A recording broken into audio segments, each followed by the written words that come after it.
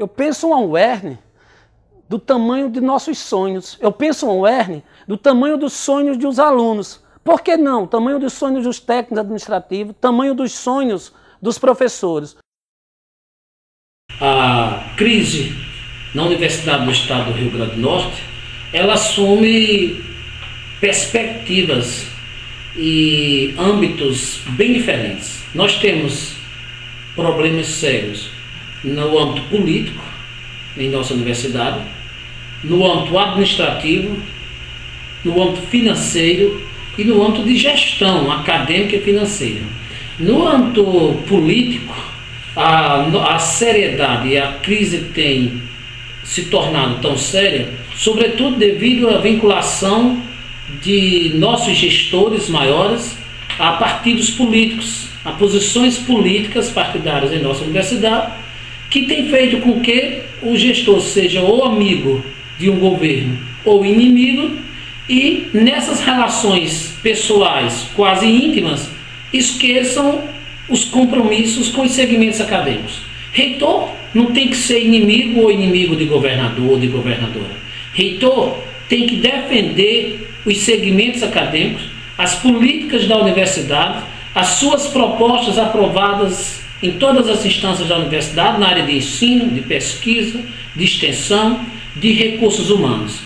Esse é um grande problema de nossa universidade. Temos que ter independência, temos que ter também autonomia política, autonomia para o reitor ter cabeça erguida quando for dialogar com governadores, com os senadores, com os deputados federais, estaduais, com ministros da educação de outras áreas, com o presidente da República, e está ali representando uma universidade de um estado, uma universidade para a qual se dirigem alunos de mais de 160 municípios do estado do Rio Grande do Norte e de mais de 50 municípios dos estados circunvizinhos. Não é pouca coisa, é muito sério, é uma universidade muito importante, e ela não pode ser dirigida ou continuar a ser dirigida por gestores que têm uma vinculação partidária, por gestores que querem se tornar reitores, por exemplo, porque o pai tem uma amizade, tem uma influência numa prefeitura,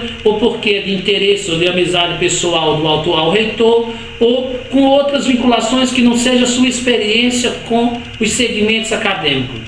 Quais as lutas travadas, quais as defesas feitas pelo atual candidato da situação em prol dos alunos de nossa universidade? Quando se viu esse candidato defendendo os alunos, os direitos, a questão das residências universitárias, nas greves, nos movimentos? Ninguém nunca viu, porque nunca teve experiência de gestão com alunos.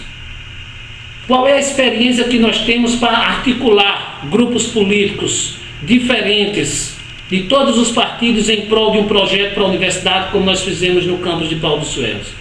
Não fez, nunca fez, porque sempre esteve vinculado a um grupo e sempre foi candidato a seus cargos, candidato não, que é a primeira candidatura mesmo, sempre assumiu cargos nomeados por pessoas e com vinculações a grupos políticos partidários. A outra crise é financeira e de gestão de nossa universidade.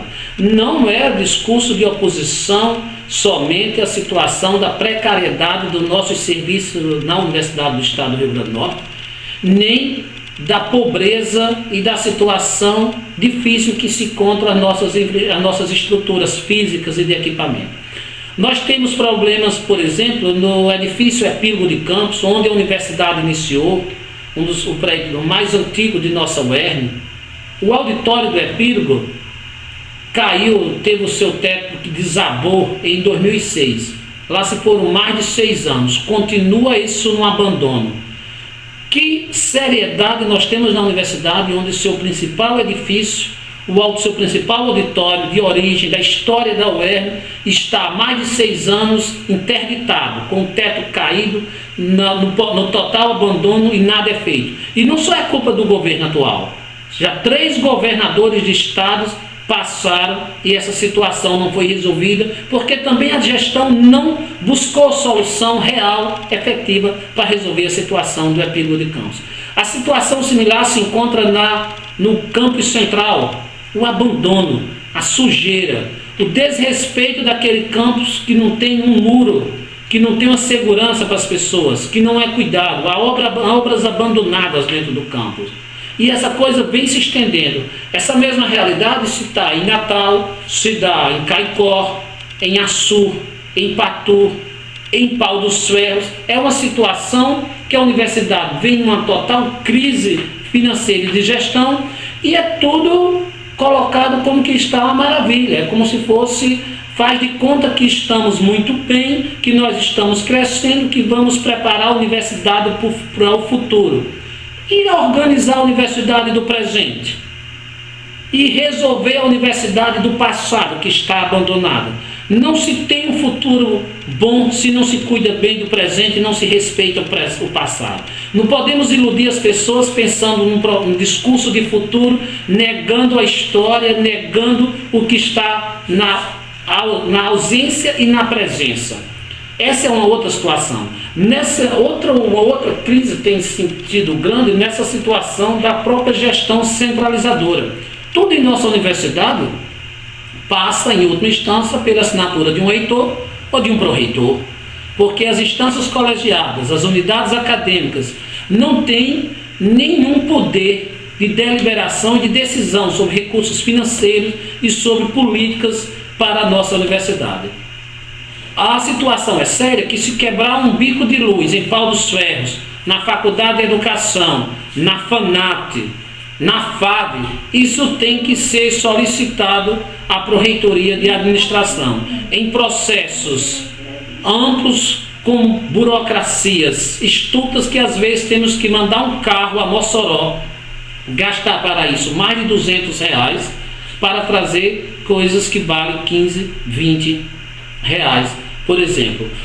Esse problema da centralização dessa estrutura arcaica que tem nossa universidade se reflete, por exemplo, na própria forma que a equipe de gestão tem funcionado. Não é à toa que começa um processo sucessório e de imediato 2 pró-reitores, um terço na universidade tem 6 pró-reitorias, 2 deles foram demitidos porque não concordavam com a escolha do candidato. Isso para vocês terem uma ideia como está a nossa universidade, com a pouca democracia, com a centralização e com o abandono de suas obras. Há uma crise séria, precisa que gestores assumam uma posição de autonomia política e representem os segmentos acadêmicos.